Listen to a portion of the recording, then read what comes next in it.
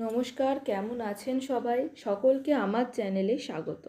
আজ আমি ভগবান হনুমানের অমরত্ব লাভের গল্প শোনাতে চলেছি। গল্পটি শেষ পর্যন্ত শোনার জন্য অনুরোধ রইল। তাহলে শুরু করা যাক। বাল্মীকি রামায়ণ অনুযায়ী শৈশবকালে একদিন সকালে হনুমানের খুব খিদে পায় এবং ঠিক সেই সময় তিনি সূর্যকে উদিত হতে দেখেছিলেন। এরপর তিনি সূর্যকে পাকা লাল ফল মনে করে লাফিয়ে ওঠেন এবং তিনি সেই মুহূর্তেই সূর্যকে খাওয়ার উদ্দেশ্যে মহাকাশে পাড়ি দেন। এদিকে ইন্দ্রদেব সহ সকল দেবতা হনুমানকে সূর্যের কাছে যেতে দেখে ভয়ে ভীত হয়ে পড়েন। তখন ইন্দ্রদেব তার বজ্র দিয়ে হনুমানকে আঘাত করলে হনুমানের চোয়ালে আঘাত লাগে এবং তিনি ভাঙা চোয়াল নিয়ে পৃথিবীতে পড়ে যান। হনুমানের পিতা পবনদেব ছেলের এহেন অবস্থা দেখে বিরক্ত হয়ে পুত্রশোকে পৃথিবীর সমস্ত বায়ু প্রত্যাহার করে নেন।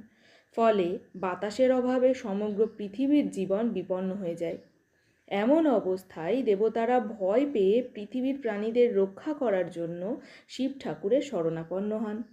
তিনি হনুমানকে জীবন দান করেন এবং পবনদেবকে তার বায়ু দ্বারা সবাইকে প্রাণ ফিরিয়ে দিতে বলেন। হনুমান জীবন ফিরে পেলে দেবরাজ ইন্দ্র তাকে বর প্রদান করে বলেন যে তার বজ্র কখনো হনুমানের কোনো ক্ষতি করতে পারবে না এবং হনুমানের শরীর হবে তার বজ্রের মতো। এছাড়াও অন্যান্য দেবগণও তাকে বর প্রদান করেন। অগ্নিদেব বর দেন আগুন কখনো তার কোনো ক্ষতি করতে পারবে না। বরুণ দেবতা বলেন জল কখনো তার কোনো ক্ষতি করবে না, বরং প্রয়োজনে তাকে সাহায্য করবে। বায়ু বর দেন তিনি বাতাসের মতো দ্রুত হবেন এবং ব্রহ্মা বর দেন ব্রহ্মাস্ত্র কখনো তার কোনো ক্ষতি করতে পারবে না। এইভাবে হনুমান এক প্রকার অমরত্ব লাভ করে। তাহলে কেমন লাগলো আমার গল্পটি আপনারা সবাই আমাকে জানাবেন কমেন্ট করে এবং আমার চ্যানেলটিকে অবশ্যই সাবস্ক্রাইব করবেন ও শেয়ার করে দেবেন।